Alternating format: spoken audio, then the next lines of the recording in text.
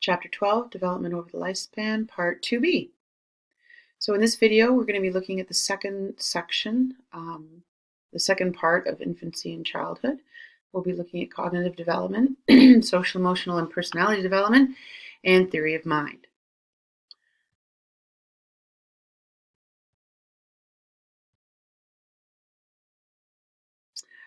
Part B, the second part, is actually got a lot of components to it, so I wanted to break it down, make it a little easier to take in and process. So this video we're going to look at cognitive development, specifically at Piaget's stage model, Vygotsky's social context of cognitive development, information processing approaches, and theory of mind.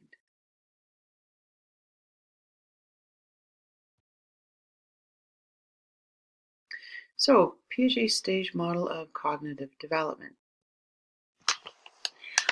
So Piaget, he relied on observational research, looking at how infants, right from day one, up until adulthood, how their brain changes, how their thought processes change over time. And what he came up with is he's saying that the brain builds schemas to achieve understanding. Schemas are modified to create equilibrium between the environment and understanding. The main things are the schemas and the different stages, and assimilation and accommodation. Those are the concepts that you should know and be able to talk about in different situations. So like I said, he did it all through observational research.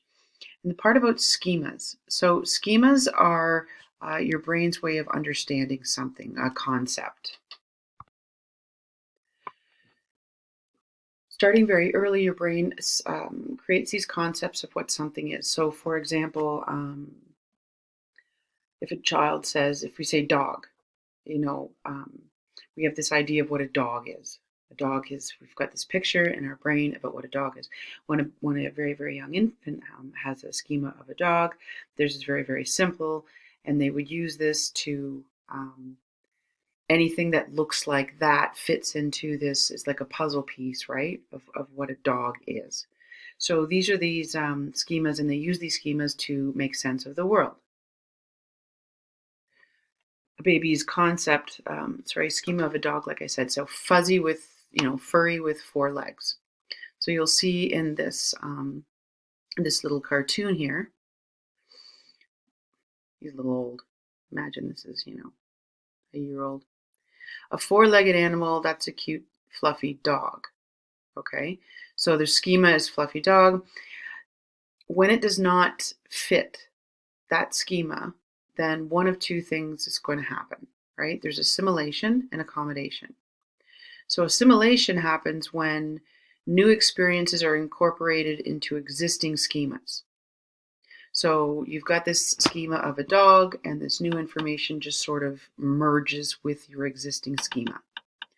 Accommodation is when the new information about the dog, it doesn't fit.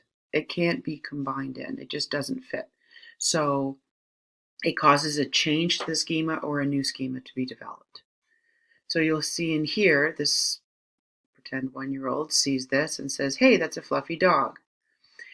And saying, move on to accommodation, I'm a cat, right? So the new information about what a cat is, now the infant might have 2 schemas, one for a dog and one for a cat now because of accommodation. Piaget put forth his 4-stage theory of cognitive development, and it's important to know that with Piaget, thinking changes qualitatively with age.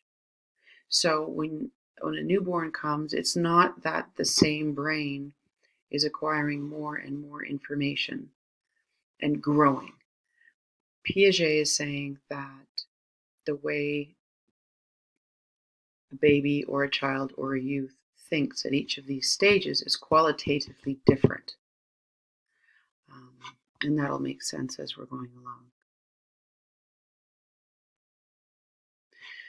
So these are the 4 stages. Sensory motor stage, birth to 2 years old. Pre-operational stage, 2 to 7. Concrete operational stage, 7 to 11. And formal operational stage, 12 and up.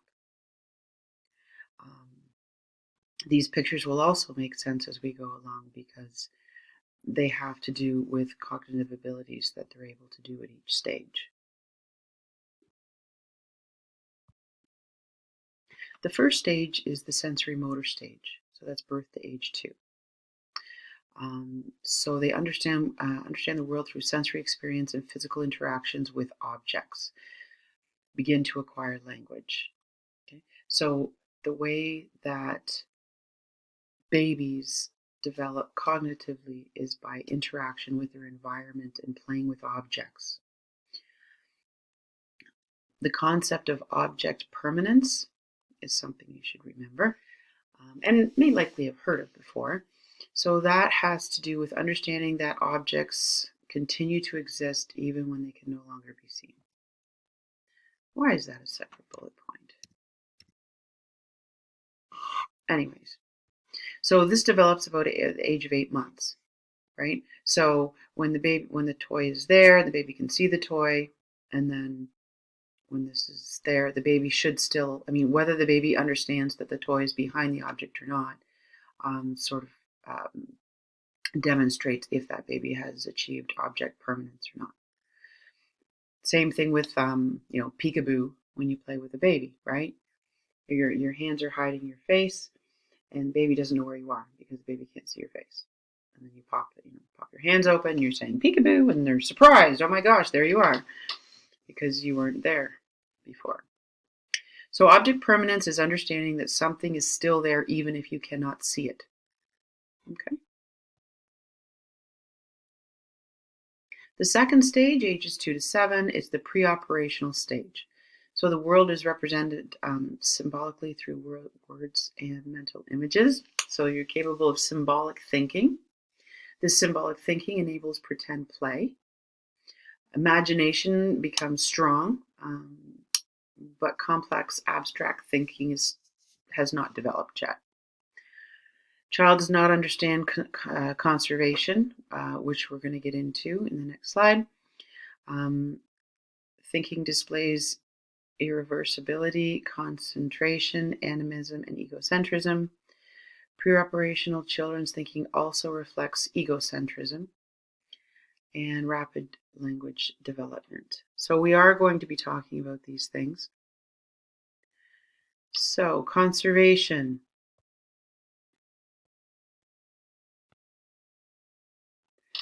The principle of conservation basically states that it's the fact that objects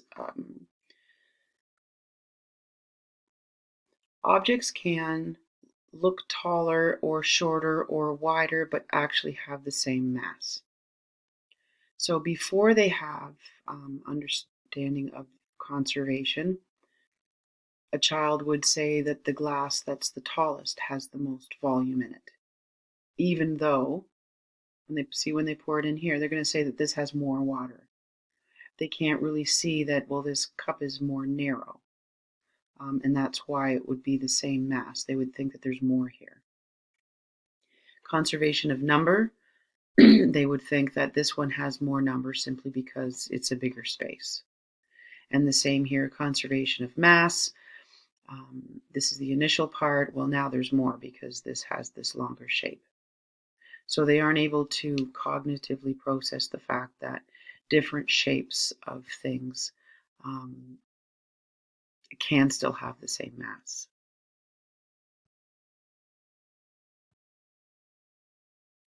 Egocentrism. Egocentrism is the inability to understand or see things from another's perspective. So with this the mountain problem that's in the text here. So if there's one child standing on this side, who have we got? We've got Ted. So Ted's on this side where we are staring at these 3 mountains, right? And then Susan is over on this other side. So, and Ted, we say to Ted, okay, so what can Susan see? And Ted, if they are still pre-operational children, and have this egocentrism going, he's going to describe that she can see the little cabin, that she can see the road, she can see everything. He's describing it that she can see everything that he can see because he can't yet understand that someone else's perspective could be different. In the third stage, concrete operational, it's ages 7 to 12. In this stage, youth can easily perform mental operations involving tangible problems and situations, concrete things that they can touch and things that they can manipulate.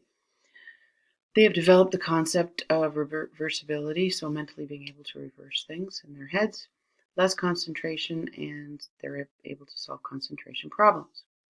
They're able to arrange objects along dimensions, like from tallest to shortest, but they still have difficulty with hypothetical problems or problems that require abstract reasoning.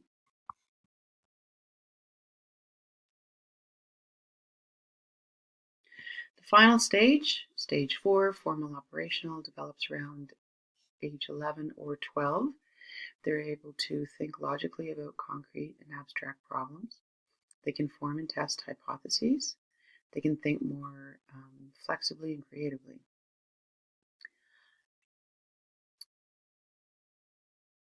These last 4 are not in your text, but I think it helps to understand more about formal operation stage, as this one seems to be kind of brief.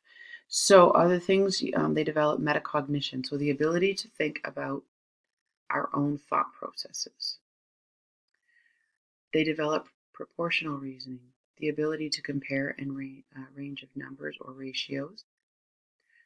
Probabilistic reasoning, use probabilities to predict outcomes. And hypothetical deductive reasoning, ability to think about hypothetical situations. So these are all of the things that develop in the last stage, stage 4. It's quite a bit different than stage 3. So I hope that helps in understanding the vast amount of skills that develop in that last stage.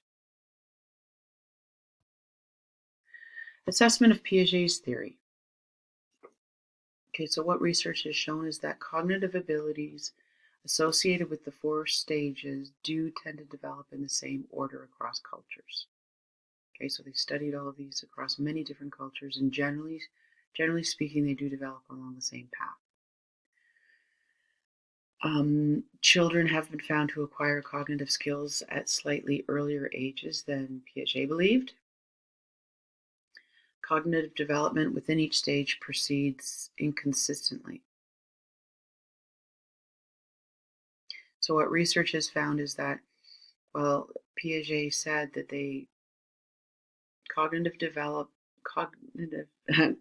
cognition develops along these 4 discrete stages.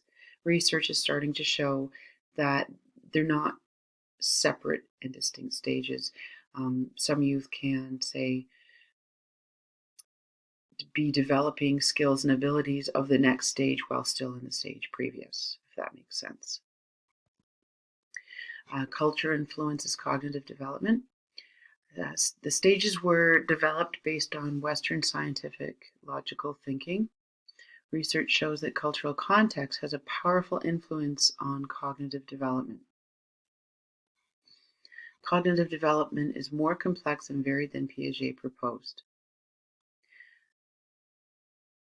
So it does develop from simple to complex, but they don't all follow the exact same path. So there's a little bit more variation than what he had proposed. So generally speaking, it is still supported. The stages are still supported. The development of all the cognitive abilities are still supported. Just it's not as clear in these 4 stages as he had originally proposed, and children are sometimes able to do things at earlier ages than he proposed.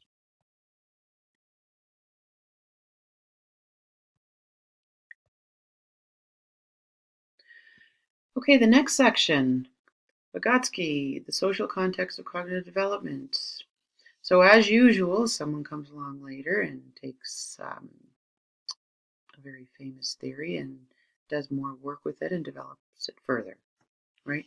So Piaget's focus was that children's independent exploration of the physical world is how their cognitive development proceeds, right? Vygotsky's focus was on the socio-cultural context. So he's saying, yes, the brain has this biological maturation, has these 4 stages, but sociocultural context interacts with that, and that's a very key component that is not included in Piaget's. His big contribution was the zone of proximal development. The difference between what this basically shows is the difference between what a child can do independently and what he and she can do with assistance.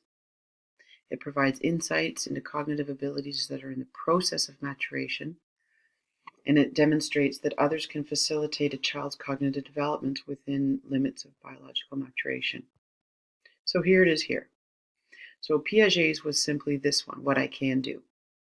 And you've got your 4 stages in here. And the blue is what I can't do because you're not there yet. Vygotsky is saying that with coaching or with assistance, there's this zone here, zone of proximal development, what the child can do if they have a little bit of support. And that's where you get into scaffolding and teaching and that sort of thing. So they can do more with that support. Other things why it's important, so you can see what kids can soon do themselves. It also shows cognitive abilities that can be moved along within limits. And the text also points out that best practices to move kids along their abilities along the best is to be using age-appropriate but cognitively demanding language to keep them moving forward.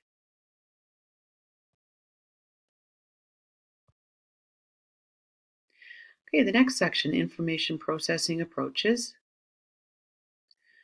So if you remember, I said that Piaget sees the way babies and youth in the different stages, the way that they think is qualitatively different. That is very different to information processing approaches. They actually see that it's the same set of cognitions. They think the same, however, your cognitive processes become more efficient and more developed over time. So you're adding and building. It's not a qualitative difference.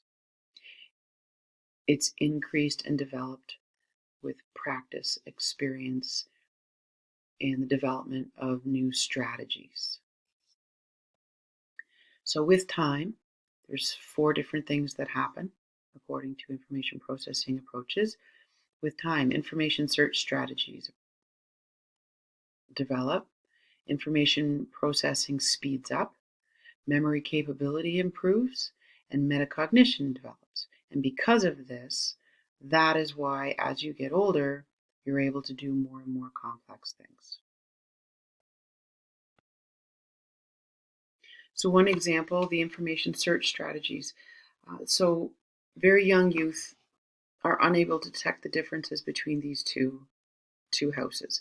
So Piaget would say, well, they haven't developed the cognitive ability to do that yet. They're not in the right stage, and they're not there.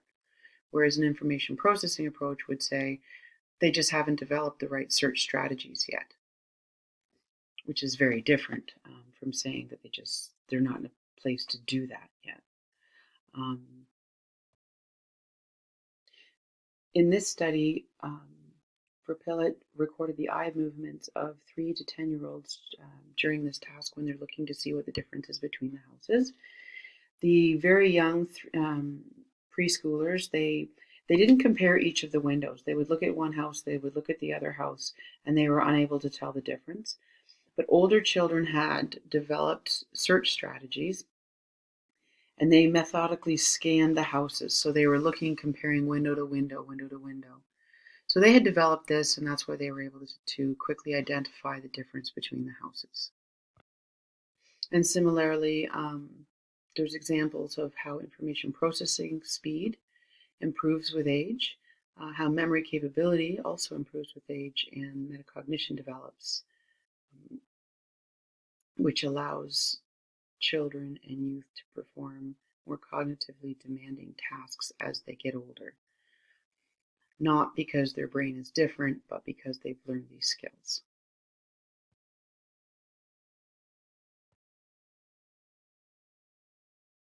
And lastly, theory of mind. Theory of mind is another one that you may have heard of before.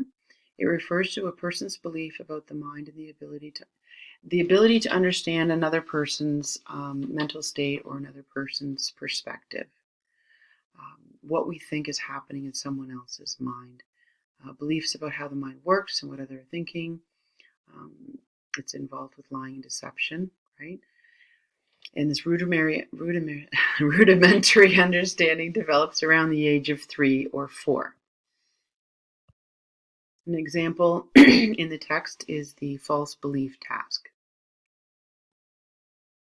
So in this false belief task, children watch a sequence of events. At the end, she'll be asked to look for the ball, right? So children of less than 4 or 5 is going to assume that Sally has the same information we do. Okay, so we got Sally and we got Anne standing beside their basket and box, right? So Sally puts the red ball in her basket in plain view of Anne. Then Sally leaves the room and sneakily goes and takes the ball out of the basket, puts it into the box, and then she leaves the room. Sally comes back in. Where is Sally going to look for the ball?